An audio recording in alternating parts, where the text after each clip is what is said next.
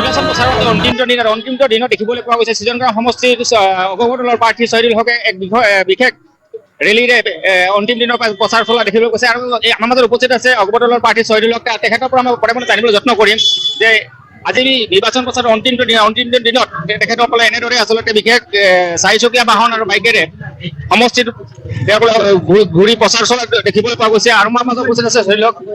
তেখেতৰ পৰে জানিবলৈ যত্ন কৰিম। পঠাব লাগিব, যাৰ কাৰণে যথেষ্ট সহায় দিছে। ধন্যবাদ। নিৰ্বাচনৰ আজি অন্তিম দিন দেখাবলৈ পোৱা গৈছে যে আপোনালোকৰ বৃহৎ সংখ্যক বাইক আৰু চাৰিচকীয়া বাহনেৰে সমষ্টিত প্ৰচাৰ চলোৱা দেখিবলৈ পোৱা গৈছে। কি ক'ব?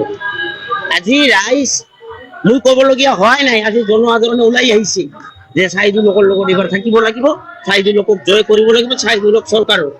গতিকে আপোনালোকে দেখিছে হাজাৰ হাজাৰ গাড়ী ওলাই আহিছে, হাজাৰ হাজাৰ মানুহ ওলাই আহিছে। গতিকে এইবাৰ চাহিদুল হকৰ নিশ্চয় একদম নিশ্চিত জয় হোৱাটো একদম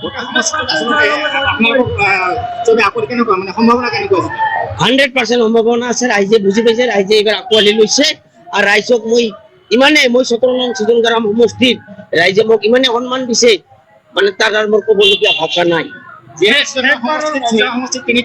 তিনিজন প্ৰাৰ্থী আছে, অগপ দলৰ আছে, আপুনি কংগ্ৰেছ দলৰ আছে, নুৰুল ইছলাম আৰু AUDF আছে ৰেজাল্টগঞ্জ চৰকাৰ। কাৰ লগত প্ৰতিদ্বন্দ্বিতা হ'ব বিচাৰে?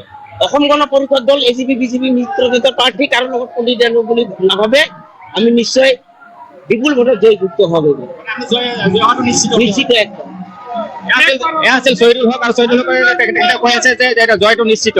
আৰু মই সামগ্ৰিক পৰিষদ দেখিবলৈ অনুৰোধ জনাম যে সতীৰ্থে দেখাই আছে যে কেনেদৰে আচলতে চাৰিচকীয়া বাহন আৰু বাইকেৰে গোটেই সমষ্টিটোৰ আজি ৰেলী চলোৱা পৰিলক্ষিত হৈছে। নিৰ্বাচন প্ৰচাৰৰ আজি অন্তিমটো দিনত দেখিবলৈ পোৱা গৈছে সৃজনগাঁও সমষ্টিৰ অগপ দলৰ প্ৰাৰ্থী ছহিদুল হকে।